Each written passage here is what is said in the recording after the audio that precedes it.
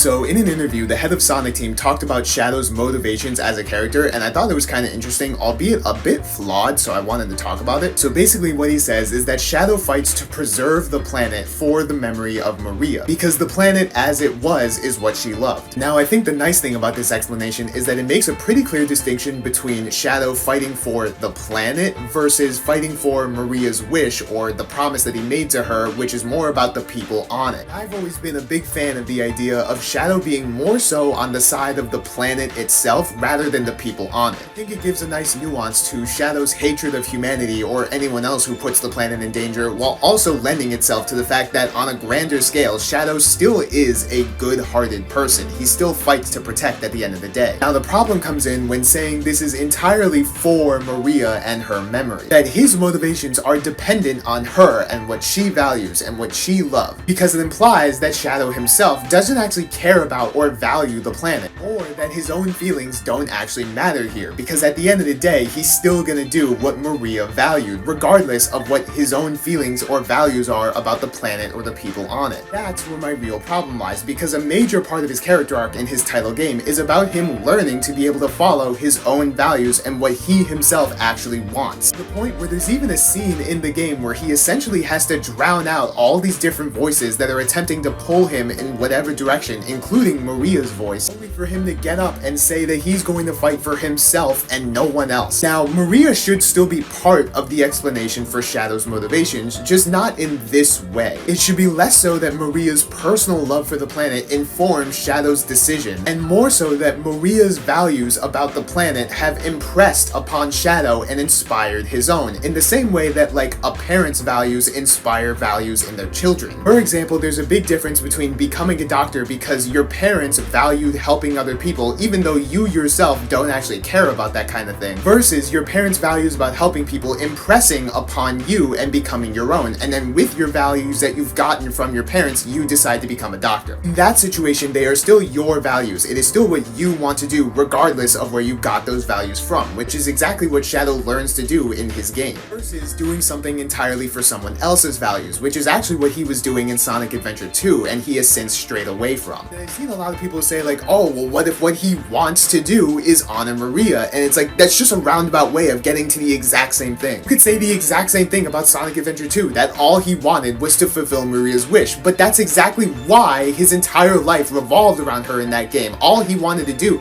was fulfill her wish, even though he didn't actually care what that wish was. Why current Shadow has similar but still different values when compared to Maria. Maria has in large part inspired Shadow's own values, but her personal values do not inform all of his decisions. Shadow still does everything based on his own values, even if those values go against the values of the people that he got them from. Anyway, I know it may seem like I am way overthinking an interview question that probably didn't have nearly this much thought put into it, but it just kind of bugged me, so I made a video on it. Sue me. I don't know how people generally feel about this, but I vastly prefer Shadow's character from the end of Shadow the Hedgehog, where he decides to let go of his past and live solely for himself, over his characterization at the end of Sonic Adventure 2, or even other interpretations where Maria and her promise are his main motivation for everything. When it comes to Shadow after Sonic Adventure 2, when he first gets amnesia, he spends pretty much the entirety of Sonic Heroes and most of Shadow the Hedgehog essentially chasing his old self. Shadow's constantly asking himself, who am I? What is my purpose? How did I get here? And his main motivation is trying to get back to who he once was. But then, at the end of Shadow the Hedgehog, even after he learns everything that's happened, who he is, why he was created, in the end, he still actively decides to not be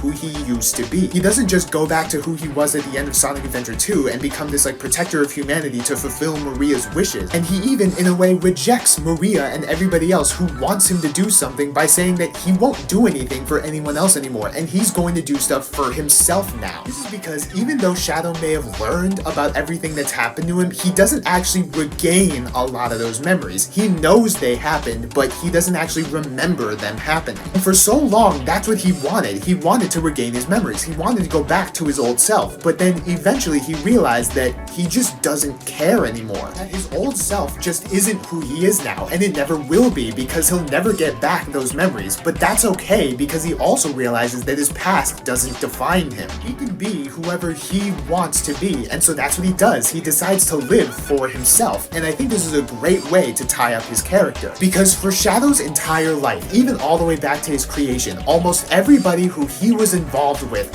wanted something from him. They all wanted him to serve their purpose, whether good or bad. Gerald wanted to cure Maria. Gunn funded his research because they wanted a weapon. Black Doom helped him create Shadow because he later wanted Shadow to deliver the Chaos Emeralds to him. Eggman wants Shadow to help him take over the world in Sonic Adventure 2. Rouge wants Shadow to help her steal Eggman's treasure in Sonic Heroes. Even Maria, who wanted Shadow to help humanity. And I don't want to paint Maria as bad because of this, I'm just trying to illustrate that everybody wanted him to serve their agenda, even if their agenda wasn't necessarily evil. And it's because of all these people's expectations that Shadow lives his entire life in service of others, whether that be for Maria or Gerald or Eggman or Rouge or whoever. That's what I think makes his character arc in Shadow the Hedgehog so good, and I think the amnesia plotline and having him let go of his past is a great way of facilitating this arc. And what I really love about this character arc in comparison to other character arcs like it in media is that he's not only rejecting the evil parts of his past. A lot of character arcs like this have a character reject a solely evil past of theirs or reject serving this one big bad guy that they've served their entire life or whatever. What I find so good and refreshing about Shadow here is that he not only rejects doing stuff for the evil people in his life, but also rejects doing stuff for the more heroic people in his life. Because no matter who they are or what side they're on, or even if Shadow cares about them or not, they are not Shadow. And Shadow doesn't want to do anything for anyone but himself anymore, and I love that. And I really hope when Sonic and Shadow Generations comes out, which is supposedly supposed to explore and explain Shadow's motivations, that they're going to include and keep this part of his character. Because so many people ignore this part of his character because they don't like the Shadow the Hedgehog game or the story or whatever, and it's like, okay, you can not like the game, but you can't just deny that this happened. This is part of his character. I've seen a lot of people who seem to think that Shadow is supposed to be way nicer than he actually is. Like, I've seen a lot of people characterize Shadow as someone who's antagonistic and cold on the outside, but really he has a soft side and he's actually super nice and caring. He's just rougher on the edges. But that's not Shadow. That's Knuckles. Shadow actually is antagonistic and cold. He's very closed off and generally doesn't like dealing with people. That's why he isolates himself. He prefers to be alone. Shadow will very quickly jump to threatening people if he feels that they're in his way, and it's not a bluff. He will fight them.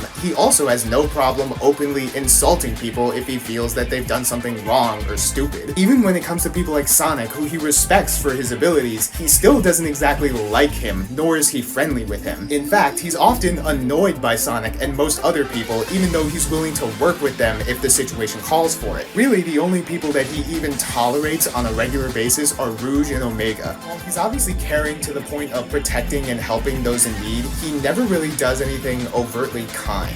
I've seen a lot of people say that recent depictions of Shadow are too antagonistic and are mischaracterizations, but I disagree. This part of his character is accurate. Shadow has always been antagonistic. The only time that Shadow has actually been that nice is in the Archie comics, but this is a vastly different characterization for Shadow than the canon game Shadow. There are other things about Shadow's recent depictions that I do think are mischaracterizations, primarily his short temper and him being easily provoked, but I'll talk about them more another day. So I talked about how I disagreed with the idea that Shadow being antagonistic and cold was a mischaracterization of him because he's kind of always been like that. But now I want to talk about things from recent Shadow portrayals that I do think are mischaracterizations. Mainly how easily provoked he is, as well as his ego and arrogance. Something you see fairly often with recent Shadow is that he'll be very easily goaded into just doing whatever by having one character be like, oh, well, I guess you're just a loser then, and then Shadow will be like, I'm not a loser, I'll show you, which is pretty much the opposite of what Shadow is supposed to be. Shadow is supposed to be a cool-headed and calculated character. He doesn't excite easily and he's very pragmatic. This is why Shadow is the type to try and accomplish his goals by any means necessary, which often puts him at odds with even some of the more heroic characters. But this portrays Shadow as if he's some insecure hothead who's in constant need of proving himself and fueling his ego. And there was a point where that would have been a much more accurate description of him, but that was back when he was having a literal identity crisis, which he has since gotten over. Nowadays, Shadow has a very strong sense of identity and pride, although more recently that pride has been flanderized into an ego. There have been multiple times, mostly in the IDW comics, where Shadow will just make an extremely stupid or selfish decision purely in an attempt to retain his own ego, but Shadow's not supposed to be like that. Shadow does have a sense of pride in that he is very confident in himself and his abilities. The reason that Shadow's pride shouldn't be considered egotistical is because his confidence in himself is genuinely reflected in in reality. Shadow is as good as he thinks he is. Going back to how Shadow is a very calculated person, despite the fact that he is very confident in himself, he can also recognize when something is above his pay grade. Shadow knows when he does or doesn't need help, and he's good at strategizing accordingly. This is why it can feel like Shadow kind of flip-flops between being able to work with people and then telling people to screw off and not get involved. Shadow prefers to work alone, so if he thinks that he can handle something on his own, then that's what he's gonna try to do, but he's also not afraid of admitting when he can't. And obviously this is not to say that Shadow has to be perfect or can't make a mistake for him to be in character. For example, the whole metal virus situation honestly could have worked. The idea that Shadow couldn't get infected by the metal virus because as the ultimate life form he was created to be immune to all disease, completely ill-informed assumption. In fact, he's even proved partially correct by the fact that it took so much longer to infect him than it did everybody else. He did have a resistance to it. The real problem is that when he was eventually proved wrong, he doubled down in an attempt to preserve his own ego, when really he should have been able to recognize his own mistake and especially listen to Rouge, who is someone who he genuinely trusts and does listen to. Not that he always does what she says, but he does listen to what she has to say, which is more than he does for most people. These are pretty much just the things that I hope get fixed about his character before Shadow Generations. You know, he was good in Sonic Prime, and I even thought he was pretty good in his latest IDW appearance. Really what worries me is that Tails tube that came out not too long ago, which Ian Flynn stated this is the current direction for his character. It's not just for comedic purposes. Usually this part of his character only shows up in this kind of less serious side stuff, so hopefully it doesn't show up here, but we'll have to wait and see.